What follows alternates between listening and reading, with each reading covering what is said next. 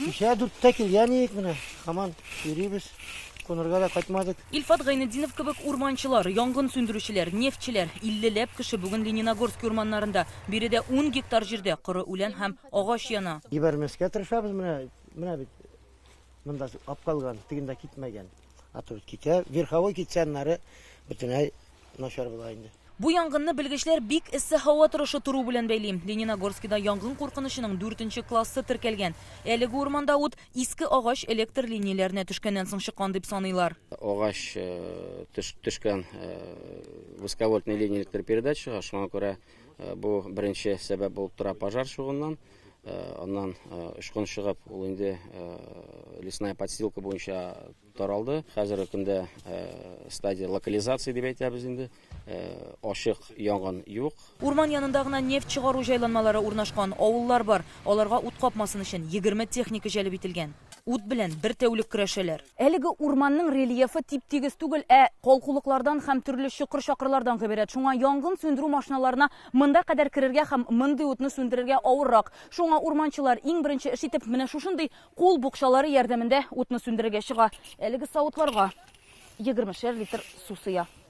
Урман күп урында астан янып барам. Шуңа күрә агач фондына зур зыян килмәгән ди урманчылар. Хәзергә якын тирәдәге авылларга да, район икътисадына да куркыныч янамый. Белгечләр кизү торачак. Алабуга районының Түбән Кама милли паркында да шул ук хәл. Кичә Танай урманына ут каба. 100 метр ераклыкта лесная сказка балалар лагере урнашкан. Монда 23 кеше ял итә. Балаларны эвакуациялиләр. Хәзер лагерьгә куркыныч янамый. Человеческий фактордан чыккан дип уйлыйбыз пожарны. Безнең бүген көндә ул пожар ликвидирован. Площадь пожара 4 гектар ярым булды. Аскы үлән җаны булды инде. Верховой пожарга күчмәде.